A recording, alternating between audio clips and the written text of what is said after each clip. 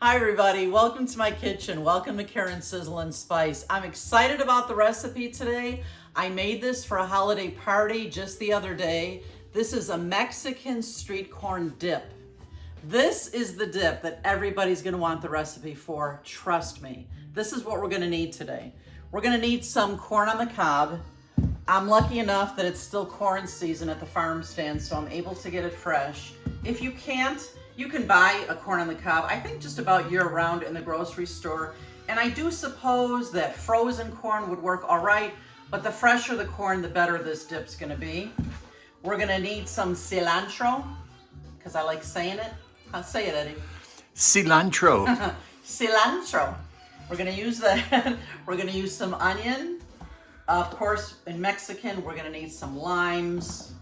We're gonna use some cotija cheese. And I actually have some grated, and I have some solid as well. We're gonna use both because we can. I'm gonna use a little bit of butter in this recipe. We'll be using some garlic. My cream cheese I've had out for a little while so that it will soften. A little bit of sour cream, a little bit of mayonnaise. Are you starting to taste these flavors? Here we go with the spice. My very favorite smoked paprika, lots of good chili powder. We're gonna use a little bit of red pepper flakes to give this just the right amount of heat. Salt and pepper, of course. A little bit of olive oil. And then you'll need some crunch to go with it to dip into that. I love these Tostito chips. These are fantastic. Let's get this started.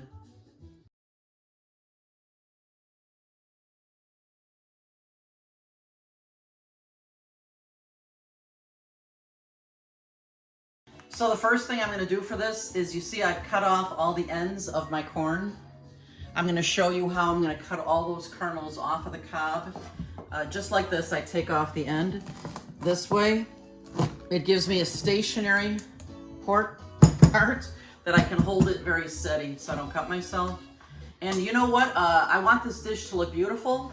So I'm gonna take one ear of corn and I'm gonna blacken it right on my stovetop. Let me show you how. You just turn on your burner. I've done this before with my red bell peppers, you probably remember. And I just put it here. And I'm gonna keep a close watch on it, and I'll turn it frequently until it's got some nice golden brown on there. Look at how beautifully that's starting to brown. Be careful though, it does snap, crackle, and pop quite a bit. Maybe we'll have popcorn. Look at how beautiful this came out. Nicely browned all the way around. I'm just gonna put this aside now and let it cool. So I've shown this process before, but I'll show you again. When I want to take all the kernels off my corn, I take a large bowl, a tall bowl. These are the Rachel Ray bowls that I just love. My sister and I are in a competition to see who has more. What do we have, Ed, now? Do we have 6? I think the both of you have 6 or 7. 6, okay. I love these bowls. I'll put the link for this underneath this video in the description of the video. All my links are there. My links for Facebook, for Instagram, for TikTok. I'm on TikTok now, which is really a lot of fun. And all the links from my most popular gadgets if you're interested in getting them for yourself. So I use a tall bowl with a short glass, and you can see now why I cut the end of the corn off, because I want a stationary spot here where I can hold this and it won't slip. And I just take my sharp knife. Gotta make sure your knife is nice and sharp. Did I hit you with that, Ed? Nope, just missed. Sometimes it does go flying a little bit, but I have found this to be the easiest way to get the corn off the cob. So now that I've got all my corn off the cob, I'm just gonna put it aside in a bowl, because now I want to take the corn off the cob on the one that I blackened. I wanna keep that separate, the blackened one, because I wanna use that for topping. And you know what I always say, you eat with your eyes first, you want it to look beautiful. I'm just cutting off the blackened corn now. This will be for my topping. Ooh, it smells good in here, doesn't it, Eddie? Yes, it does. Yeah, it smells smoky and sweet.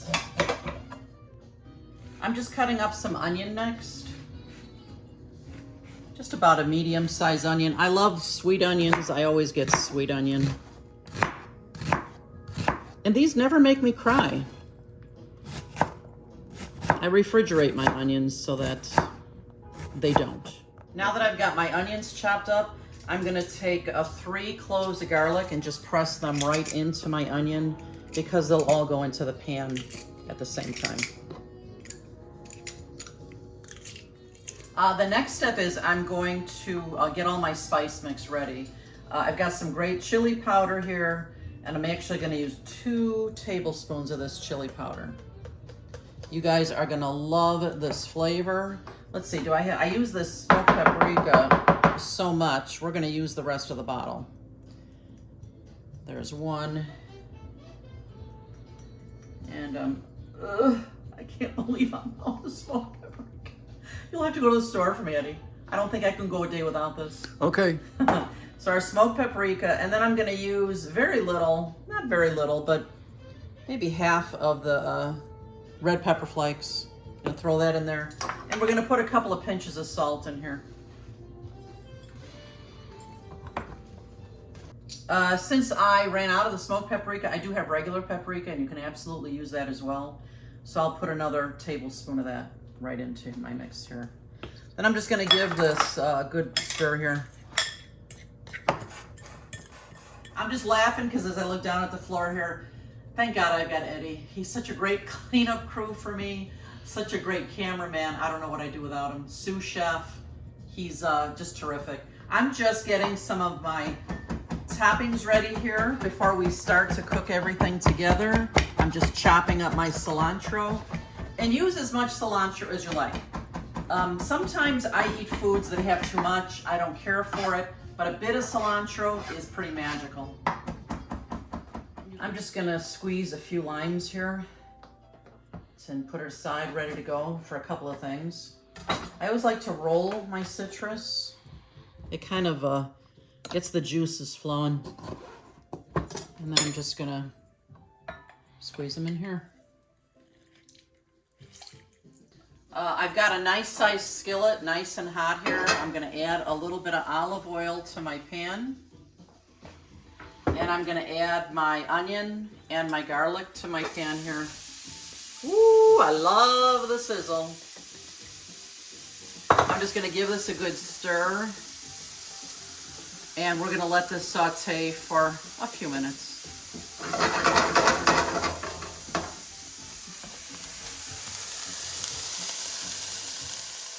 You know what I was just thinking, Ed, do you remember when we were kids and we watched shows like the Jetsons and they would have FaceTime back then, and we'd see, there's no way that'll ever happen. Nobody's gonna see you while you're on the phone. Well, it happened, right?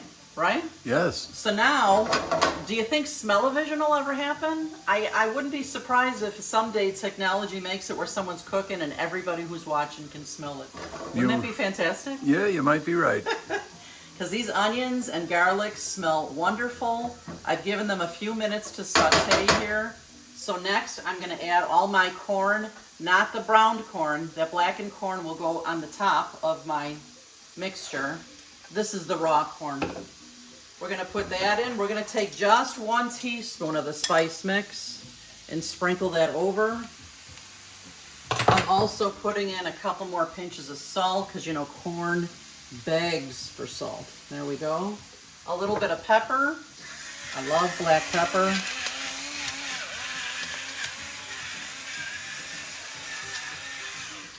And we're going to give this a good stir. Ooh, that smells good.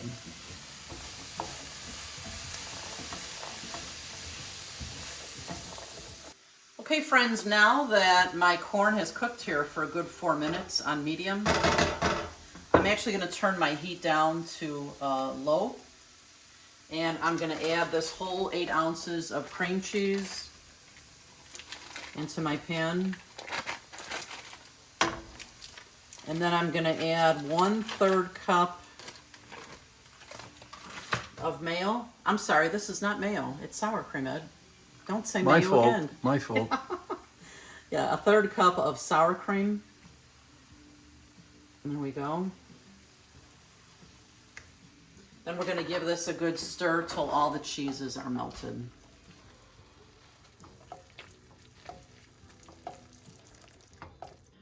Friends, the consistency that you see here right now is like the consistency the dip is going to be. So I like it a little bit thinner because we're going to be dipping chips into here. So just add a little bit of milk to your desired consistency. Friends, I still have my corn dip here on simmer. Want to keep it nice and warm. Look at this butter over here. I've got a half a stick of butter in here bubbling away, and I'm gonna let this bubble away for a minute or so here till it almost starts browning. This is where the spices and the flavors are gonna come alive. Now that my butter is bubbling away here, we're gonna put the rest of our spice in here and watch this. Ooh, yeah. Look at that. This is how the spices develop and become so bright. They have a little party here. Yum, yum, yum. Now that all that butter is incorporated with all that beautiful spice, I'm just pouring it right over my corn mixture in the pan. Oh man, if you could smell my kitchen. And we'll give this a good stir. Whew, this is gonna be so delicious. So while that corn is still on simmer, it's smelling like heavenly in here, like a Mexican restaurant. Into the lime juice that I squeezed, I'm adding a third cup of mayo. I'm telling you, this dish just is layers and layers of flavor. I'm just gonna add some of the cotija cheese to my dip here. I like to put some of the salad that I've cut up right into the mix here, and then we'll top it with some of the grated cotija as well. Just to make sure I got this spice mixture ready, and just because I can't wait any longer, I'm gonna give this a taste to see if we need to add anything else to it. Oh, that looks so good. Think I can fit the whole thing in my mouth, Eddie? I don't know. You could try. Here we go. Mmm. Mmm. I can't speak. There is such a party going on in this dip. This is fantastic. Tasting is going to be next.